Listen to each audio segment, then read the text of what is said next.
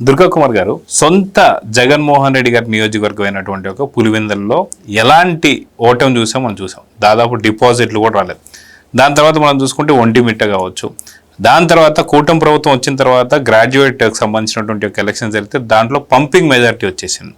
So ఇంత జరిగిన తర్వాత మొన్న ఈ మధ్య అన్నారు జగన్మోహన్ రెడ్డి గారు ఏమని, లేదు ఈసారి రాబోతున్న స్థానిక ఎన్నికలు కూడా ఖచ్చితంగా కూటమి ప్రభుత్వం ఖచ్చితంగా ఏదో ఒకటి చేసి వాళ్ళే గెలుస్తారు అని చెప్పి మాట్లాడుతూ మేము దీన్ని రద్దు చేయబోతున్నాం అని కూడా ఒకనొక సందర్భంలో మాట్లాడారు. ఇక్కడ రోజా వచ్చేసి లేదు మేము వస్తే మేము ఏందో చూపిస్తాం అని చెప్పి రోజా మాట్లాడుతుంది.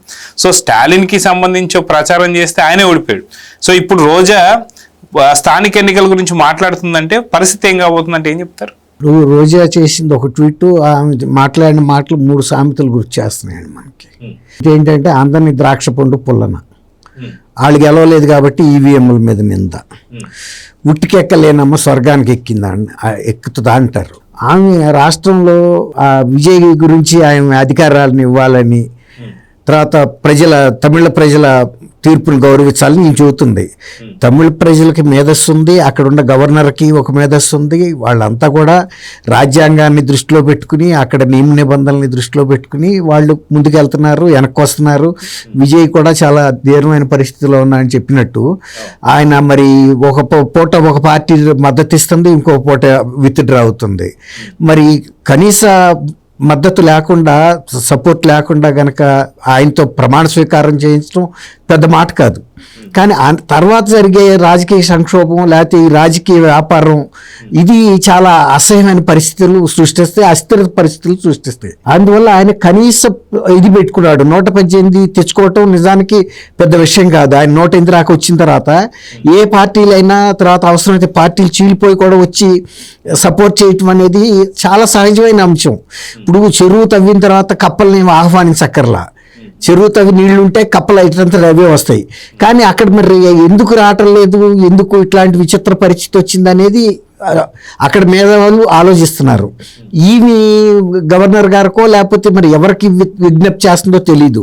నువ్వు మొన్న ఎమ్మెల్యేలు కూడా గెలవలేకపోయావు, ఇంత ఒక రాజనీతిజ్ఞుల్లాగా ఒక జాతీయ నాయకుల్లాగా ఆమె తమిళనాడు రాజకీయాల మీద వ్యాఖ్యానించగలిగిన స్థాయి ఆమెకి లేదు. ఆయనకే కాదు, జగన్మోహన్ రెడ్డికే లేదు. అంటే కనీసం ఆ పార్టీకి కూడా లేదనుకోవాలి సార్. ఎందుకంటే వాళ్ళు ప్రచారం చేసిందేమో డిఎంకేకి ప్రచారం చేసి స్టాలిన్ ఓటమికి కారణమైన వాళ్ళు ఇప్పుడు విజయ్కి సపోర్ట్ చేయాలని చెప్పి మాట్లాడుతున్నారంటే ఇప్పుడు వ్యక్తిత్వం లేని వాళ్ళకి ఏముంటుందండి? ఎవడు గెలిస్తే వాడు తోకపట్టుకు వెళ్ళిపోతారు. అంతేగాని నాకు వ్యక్తిత్వం ఉంది, మాట్లాడాను, దీనికి కట్టుబడి ఉండాలి, చచ్చిపోయినా సరే కాక ప్రాణం పోయినా ఒకటే మాట. వీళ్ళకి అట్ట కాదు, ఎవడు ఉంటే ఆడు తోకపట్టుకు వెళ్ళిపోతారు. ఏముంది ఇప్పుడు రోజా గురించి కాదు నేను చెప్పింది కూడా అదే చెబుతున్నా. పార్టీకే లేదు, జగన్మోహన్ రెడ్డికి కూడా లేదు ఆ స్టేచరు. కాబట్టి వీళ్ళ పరిస్థితి అట్టా ఉంటుంది. అట్టగే ఆడలేక ఓటు మధ్యలని ఇప్పుడు వీళ్ళకి మద్దతు రానప్పుడల్లా ఈవీఎంలు గుర్తొస్తాయి.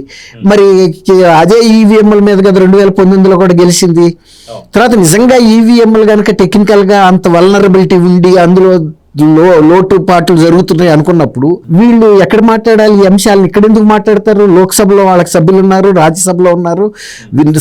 ఇప్పుడు హలో ఇండియా అన్నాడు కదా, అక్కడ కనుక లోక్సభలో మాట్లాడితే హలో ఇండియా అంతా వినపడుతుంది. అంతేగాని ఇక్కడ మాట్లాడకూడదు. ఎక్కడ మాట్లాడాలి అక్కడ మాట్లాడాలి, ఏ వేదిక మీద మాట్లాడాలో ఆ వేదిక మీద మాట్లాడాలి. అంతేగాని ఇప్పుడు ప్లేడరు జడ్జి ముందు కోర్టు హాల్లో వాదించింది రికార్డులోకి వెళ్తుంది. కానీ నేను చెట్టు కింద వాదిస్తాను, కోర్టులోకి వచ్చి మమ్ముని డమ్మిలా కూర్చుంటానంటే ఎట్లా? చెట్టు కింద ప్లేడర్ మాటలు మాట్లాడకూడదు, ఆ మాట్లాడేది ఏదో జడ్జి ముందు మాట్లాడాలి. అట్లాగే మొన్న 11 మంది సభ్యులకి మీకు ఇచ్చారు అంటే మిమ్మల్ని అసెంబ్లీలోకి వెళ్ళమనే కదా. అసెంబ్లీ చుట్టూతా తిరుగుతున్నారు కానీ అసెంబ్లీలోకి వెళ్ళట్లేదు. వెళ్తారు ఇక్కడ అటు ఇటు చూసి ఎవరు లేనప్పుడు రిజిస్టర్ చూసుకుంటారు, సంతకం పెడుతున్నారు, వస్తున్నారు. మళ్ళీ డిస్క్వాలిఫై అవుతామని భయం లేదు. జగన్మోహన్ రెడ్డికి వ్యతిరేకంగా నువ్వు చేస్తున్నది తప్పు, నువ్వు వెళ్ళపోయావు, మా 10 మందికి రాజకీయ జీవితం కావాలి, ప్రజల తరపున మేము వెళ్తామని ఒక్కడన్నా మాట్లాడుతున్నాడండి. రోజా ఎందుకు చెప్పదు? ఇంత తమిళనాడులో గవర్నర్ గారికి లేకపోతే ఒక దేశానికి ఒక సందేశం ఇచ్చింది, ఆయనకి అవకాశం ఇవ్వండి అని, లేకపోతే తమిళ ప్రజల తీర్పును గౌరవించండి అని. తెలుగు ప్రజల తీర్పుకి విలువ లేదా? మీ సొంత నాయకుడే కదా 11 మంది సభ్యులను గెలిపించారంటే 11 మందిలు అంటే చిన్న మాట ఏం కాదు కదా. 11 మంది అయినా వెళ్ళాలి కదా. అది ఎందుకు చెప్పు?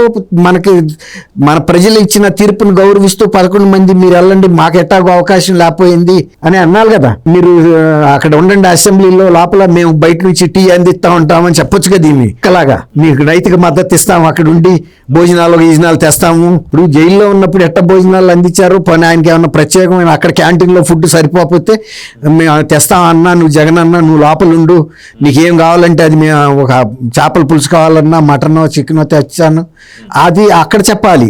అంతేగాని ఈ పెద్ద పెద్ద మాటలు మాట్లాడటం అనేది ఆ ట్వీట్ చూశాను నేను. ఆ ట్వీట్ మీరు అక్కడ మాట్లాడకుండా ఇక్కడికి వచ్చి మాట్లాడటం, మేము గెలిచినప్పుడు కూడా ఈవీఎంలు తప్పేను, మేము ప్రమాణ స్వీకారం చెయ్యము, బ్యాలెట్ పత్రాలు పెట్టిన తర్వాత మాత్రమే చేస్తాము, ఈ ఎన్నికల్లో మా అందరం కూడా గెలిచిన వాళ్ళందరూ ఉమ్మడిగా రిజైన్ చేసేస్తున్నాము, మా రాష్ట్రం ఆదర్శం కావాలి, బ్యాలెట్ పత్రాల ద్వారా ఎన్నికైన తర్వాత మాత్రమే నిజమైన విజయంగా మేము భావిస్తాము, ఎవరికి నొక్కబోయి ఎవరికి నొక్కారో లేకపోతే నొక్కిన మిషన్లో ఫాల్ట్ ఉండటం వలన మేము గెలిచావేమో, మాకు అసలు ఈవీఎంల మీద నమ్మకం లేదు, గెలిచినా ఓడినా ఒకటే సిద్ధాంతం, ఓడితే ఒకటి గెలిస్తే ఒకటి కాదు కదా.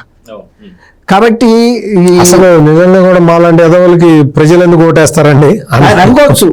మరి మాకు కూడా ఇప్పుడు 151 సీట్లు వచ్చినప్పుడు నిజానికి వాళ్ళ పార్టీ మొత్తం బిత్తరపోయింది. అసలు మాలాంటి వాళ్ళకి కూడా ఓట్లేస్తారా అని అందరూ అనుకున్నారు. మిత్రపోయారు, వాళ్ళు మిత్రపోయారు. జగన్మోహన్ రెడ్డి మిత్రపోయాడు. ఏదో ఒక్కసారి అర్థిస్తే ఏదన్నా మొన్న ఈ విజయ్ లాంటి గెలుపు ఏదన్నా వస్తేమో దాన్ని ఏదో అంటారు కదా, అత్యవసర గెలుపు ఏదన్నా వస్తుంది అనుకుంటాడు. కానీ 151 ఇచ్చేటప్పటికి ఆయన కూడా గింగరాలు తిరిగిపోయాడు, కొంతసేపు తట్టుకోలేకపోయాడు. అవునా కాదా నేను చేసిన మోసానికి బలే పడిపోయారు ప్రజలు. అసలు ముఖ్యమంత్రి పదవి కూడా ఇచ్చిన తర్వాత కూడా ఈ ముఖ్యమంత్రి పదవిలో నేను ఏదన్నా ఆదేశం ఇస్తే అమలవుద్దా లేదా అని ప్రజావేదిక కూల్చి చూసుకున్నాడు.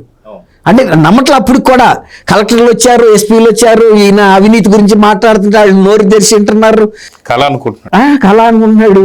అది ఏదన్నా ఒకటి ఆదేశం గిల్లుకుంటాం కదా, అట్లాగే ఈ భవనాన్ని కోల్చండి అన్నాడు. ముఖ్యమంత్రిగా అయితే కోల్చాలి కదా, ఉందా లేదా అని పవర్ టెస్ట్ చేసుకున్నాడు, సక్సెస్ అయింది. కూలిపోయిన తర్వాత అబ్బా నేను ముఖ్యమంత్రి, నేను అంత అప్పుడు మద్యం కుంభకోణం అన్ని మొదలెట్టేశాడు.